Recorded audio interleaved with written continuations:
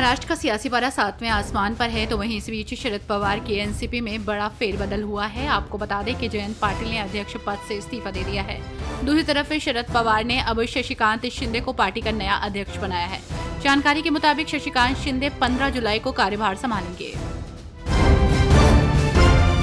कांग्रेस में नेतृत्व परिवर्तन की अफवाहों पर प्रतिक्रिया देते हुए कर्नाटक के मंत्री प्रियांक खरगे ने कहा, किसने कहा है कि नेतृत्व बदलने वाला है। रणदीप सिंह सुरजेवाला 3-4 दिनों से राज्य में थे। हमारे विधायकों, मंत्रियों और सरकार के प्रदर्शन का मूल्यांकन कर रहे थे।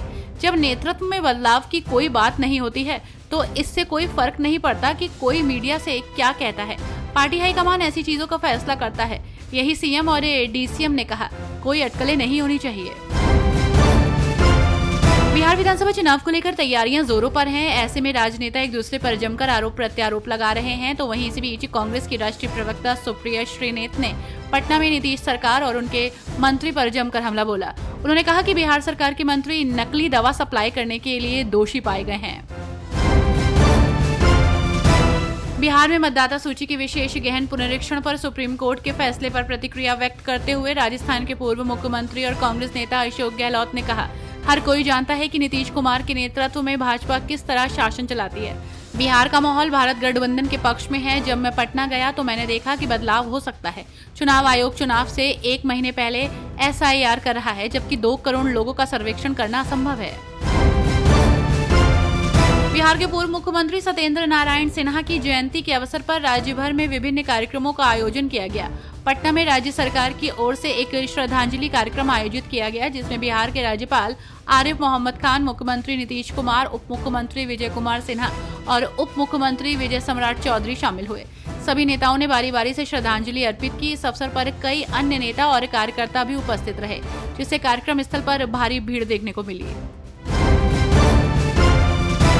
महाराष्ट्र में ध्वनि प्रदूषण पर अंकुश लगाने के लिए मुख्यमंत्री देवेंद्र फडणवीस की सरकार ने बड़ा फैसला लिया। नॉइस पॉल्यूशन को कम करने के ठोस प्रयास के तहत महाराष्ट्र भर के पूजा स्थलों में कुल 3,367 लाउड स्पीकर हटा दिए गए। इस बात की जानकारी खुद मुख्यमंत्री देवेंद्र फडणवीस ने विधानसभा में दी है। भुवनेश्वर में संविधान बचाओ रैली में लोकसभा में कांग्रेस के नेता प्रतिपक्ष राहुल गांधी ने आरोप लगाया कि 28 जून 2025 को उद्योगपति गौतम अडानी और उनके परिवार के लिए रथ रोके गए। उन्होंने दावा किया कि ओडिशा की भाजपा सरकार पर कॉर्पोरेट नियंत्रण को दर्शाता है। उन्होंने कहा कि एक ड्रामा होता है वाली टिप्पणी उनकी वायरल हो रही है। देश भर के 47 शहरों में आज रोजगार मेले का आयोजन हुआ। इस दौरान पीएम नरेंद्र मोदी ने देश भर के युवाओं को एक बड़ी सौगात देते हुए 51,000 से ज्यादा नियुक्ति पत्र बांटे। साथ ही पीएम मोदी ने वीडियो कॉन्फ्रेंसिंग के जरिए युवाओं को संबोधित भी किया। उन्होंने कहा, सरकार का उद्देश्य पारदर्शी और ईमानदार भर्ती प्रक्रिया को आगे बढ़ाना है।